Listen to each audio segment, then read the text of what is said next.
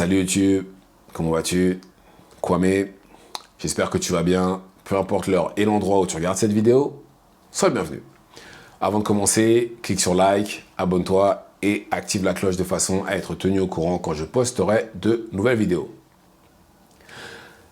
Vous savez, je pense que chaque personne arrivée à un certain âge est nostalgique. La musique, les films,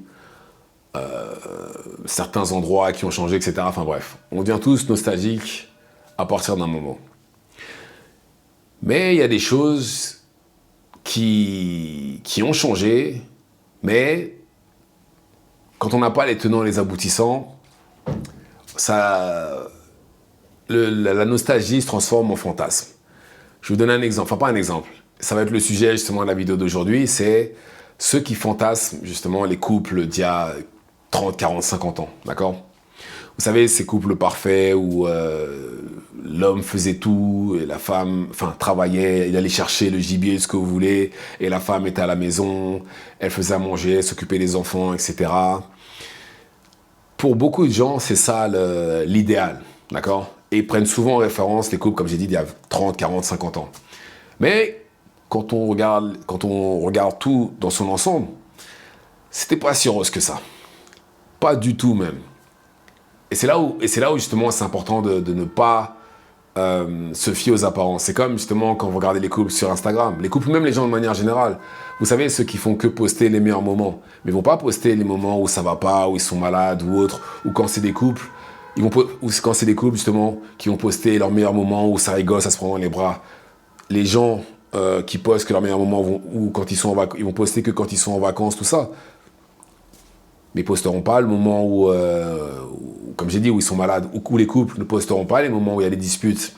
Ils posteront pas les moments où ils seront proches de la rupture. Ils posteront forcément que les bons moments. Certes, je pense aussi que c'est bon. En soi, j'estime que c'est une bonne chose parce qu'il faut montrer une image positive. Je pense que c'est mieux. On vit déjà dans un monde où plein de négativité, où il y a plein de choses mauvaises qui se passent. Donc, poster ce genre de choses-là, c'est quand même une bonne chose. Mais en ce qui concerne, comme j'ai dit, ceux qui fantasment sur les couples des années 70, 80, même 60, regardez les choses dans leur ensemble. Parce que, vous savez, beaucoup d'hommes qui ont tout fait pour leur femme, comme j'ai dit, hein, la femme elle reste à la maison et lui va travailler. Je parle de la personne normale, hein, pas celui qui a, pas le riche qui a beaucoup d'argent, etc. Non, non, je parle vraiment de la personne normale qui gagne décemment sa vie, etc. Je parle vraiment de cette personne-là. En plus, bon, par contre, l'avantage, c'est qu'à l'époque, la vie coûtait moins cher. Donc forcément, il pouvait dépendre que sur un seul salaire. Et être propriétaire, et éventuellement avoir une voiture. Mais souvent, quand il y avait qu'une personne qui gagnait de l'argent, la personne qui gagnait de l'argent, limite se tuait au travail. L'homme se tuait au travail. Il allait toute la journée au charbon en plus, il y avait plein de... Surtout à l'époque, dans les années 60, 70, etc., où les gens travaillaient à l'usine, dans les mines, etc., il y en a beaucoup qui sont morts de cancer ou de maladies horribles à cause de ça. Mais toute leur vie, ils ont charbonné pour pouvoir faire en sorte que dans leur famille, ça aille mieux. Non, même pas que ça aille mieux, mais pour faire en sorte que tout aille bien dans leur foyer, que tout soit payé, que tout le monde puisse aller à l'école, qu'il y ait à manger, à boire, un toit sur la tête. Ils ont fait ce sacrifice-là. Vous voyez? Et personnellement, je sais pas pour vous, hein, mais moi personnellement, je suis pas prêt de me tuer à la tâche pour ça. C'est juste hors de question. La vie pour moi, c'est pas aller au travail, rentrer, dormir, recommencer le lendemain, tu kiffes le week-end, tu es en vacances et tu recommences. Désolé, la vie, c'est pas ça pour moi. À moins, justement, encore une fois, d'avoir une carrière et de faire quelque chose qui nous passionne. Mais je prends l'exemple extrême, travailler à l'usine et faire ce genre d'emploi-là. Travailler à l'usine, je ne critique personne, hein. Mais par exemple, travailler à Amazon, un truc comme ça, faire ça, tu travailles, tu payes les factures, tu regardes un peu la télé le soir, le lendemain tu recommences, le week-end tu kiffes un petit peu, mais il faut recommencer après. C'est pas ça la définition de la vie pour moi. Et faut profiter, que ce soit en solo ou en famille, puisque faut pas croire les hommes qui vivaient comme ça, faut pas croire aussi qu'ils avaient des vies sociales. Enfin si, ils avaient une petite vie sociale, mais vraiment une toute petite vie sociale, rien de plus, rien de moins. Et donc parce que je vois les deux, je vois les hommes et les femmes justement qui tiennent sur les propos-là. Ah oui, non, faut tout payer, faut machin. Ouais, Je parle, et des gens normaux, hein, pas des gens non plus exceptionnels qui ont beaucoup d'argent. Si ces gens-là sont prêts à le faire, allez-y. Pas moi. Ça, et il faut voir aussi, et malheureusement, beaucoup de ces femmes aussi. Vous savez, dans les années 70, 80, enfin, il y a 3-4 décennies, on va dire, d'accord.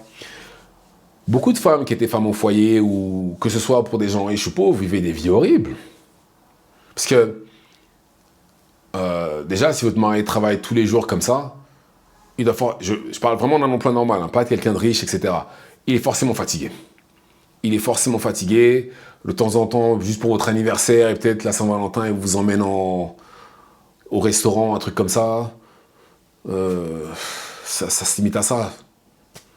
Une petite robe de temps en temps, une petite sape. Et malheureusement, beaucoup de ces femmes-là, il y en a beaucoup à qui on a fait des bébés dans le dos, à qui, malheureusement, qui sont fait frapper par leur mari. Je prends les cas extrêmes, hein. Il y en a plein qui s'est arrivé ce genre de choses-là, et ces femmes-là ne bougeaient pas. Vous pensez vraiment que ces femmes-là étaient heureuses? Pourtant, elles ne travaillaient pas, hein. Mais vous pensez vraiment que ces femmes-là étaient heureuses? Et par contre, ce que je dis là, c'est encore valable aujourd'hui par rapport à certaines femmes. Il y a des femmes qui vivent encore comme ça, qui malheureusement ne partent pas parce que voilà, c'est la honte dans la famille, à cause de la religion, des coutumes du pays, on divorce pas, c'est du début à la fin. Mais est-ce que vous pensez vraiment que ces femmes-là sont heureuses?